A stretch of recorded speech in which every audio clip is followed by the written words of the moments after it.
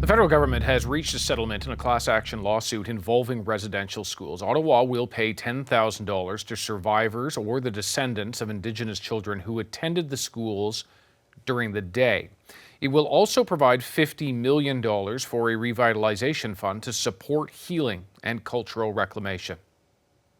I know that no one lawsuit can change what happened to my father and to us as his children. It cannot replace what we have lost.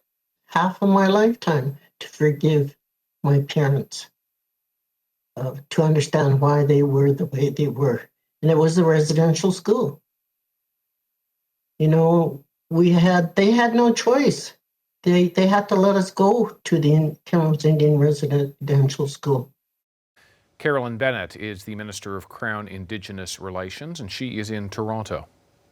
And the Minister is with us now. Minister, why did this take a decade?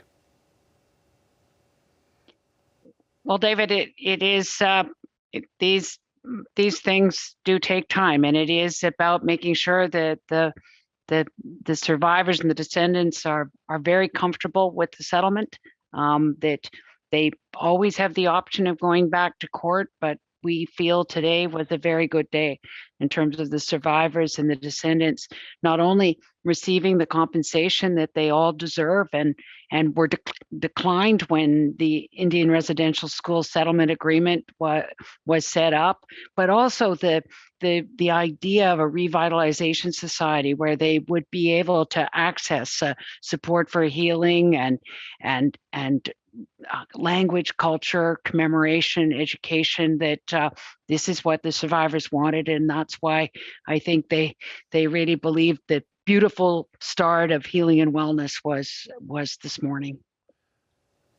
Many of those residential school survivors have actually not survived to the point of this resolution being announced today. I know that their estates are eligible for the compensation, but they did not live long enough, this taking a decade, to actually hear an apology or a recognition specific to them from the government. What do you make of that? What do you think of those who are no longer with us? Well, I think their spirit is still with us. It guided the work. Violet Godfredson, Fred Johnson, Fred's words that were said to me this morning: you stole our language, you stole our culture, you stole our spirit. The feeling never goes away. He felt that till the day he died. And that for all of the descendants of those survivors, we are just so grateful for the courage and the dedication that they pursued throughout this time. Minister, I do want to ask you about residential school records. So the Prime Minister has called on the Catholic Church not just to apologize, but to release all of its records from the residential schools it once operated. That's something the federal government actually has not done. Will you commit to doing that, to publishing all the records, including those that may show atrocities inside residential schools? All the appropriate documents have been handed over, David, to the residential school settlement, as well as the relevant ones to the National Centre on Truth and Reconciliation. This is very important. It isn't about making them public, David. It's about making sure that privacy concerns are respected, but that those records are there. And we feel very strongly about that, and particularly now with the revelations of more unmarked graves, and we will need those records to determine the identity of those children that were lost. And you speak about the Kamloops Residential School. There is an ongoing legal process related to that school. And in court filings, the federal government's position is that it's not responsible for cultural loss, cultural damages. How can you say you're working towards healing and not accept responsibility for loss of culture?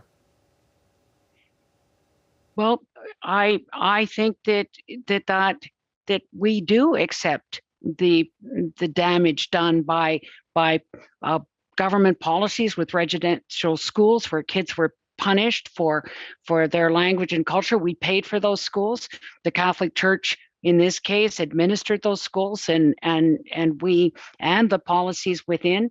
But I think that we work every day to right those wrongs, and we will do that. But Minister, you say that you take responsibility, but in the legal realm, the federal government is actually arguing against taking responsibility for cultural damages. Well, I think, David, that that we and this Prime Minister and Minister Miller and I work every day to accept responsibility for those colonial policies that damaged people then and continue to damage people now in the intergenerational trauma that it caused, as you heard from all of the survivors and descendants today. Just so I understand, Minister, are you suggesting that there, I hear you saying we take responsibility for the cultural damages, and yet I still see this court process. Am I to read, are we to read, that the federal government is going to change its approach when it comes to denying responsibility for cultural damage at the Kamloops Residential School? What I really believe, David, that we don't want to be in court.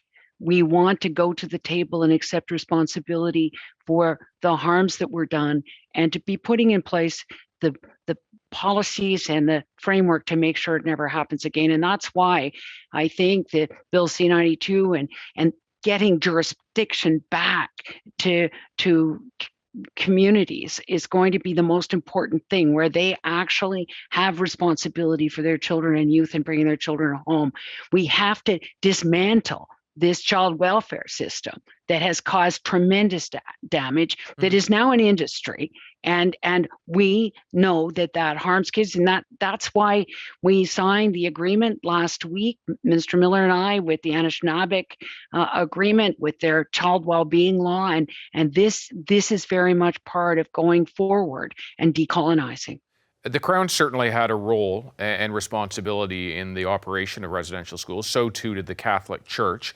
It has been facing calls, including from the Prime Minister, to issue an apology. And in response to those calls from Justin Trudeau, the Archbishop of Toronto, Cardinal Thomas Collins, said those comments are extremely unhelpful and uninformed. The Catholic Church, on that very same day, released a statement that didn't include the word sorry. I wonder, when you look at the totality of calling the Prime Minister's comments unhelpful and uninformed and not apologizing, what your reaction is to all of that. Well, I think I said on Sunday, I found the Cardinal's comments unhelpful. This isn't the way forward. This doesn't unlock healing. This is not what the families and survivors are asking for. They want the Pope to come to Canada, to traditional territory, and apologize directly for the harm that was done by the Catholic Church. And so I know the Prime Minister met with the Canadian Council of Bishops. I have met with them before. This is a Pope from the New World, who understands what happened in South America, and he apologized there. He apologized in Ireland. It is time he comes here and apologizes here. Minister Bennett, thank you very much for your time this afternoon. Thank you. Hi, I'm Vashi Capellos, host of Power in Politics. See more of our show by subscribing to the CBC News channel or click the link for another video.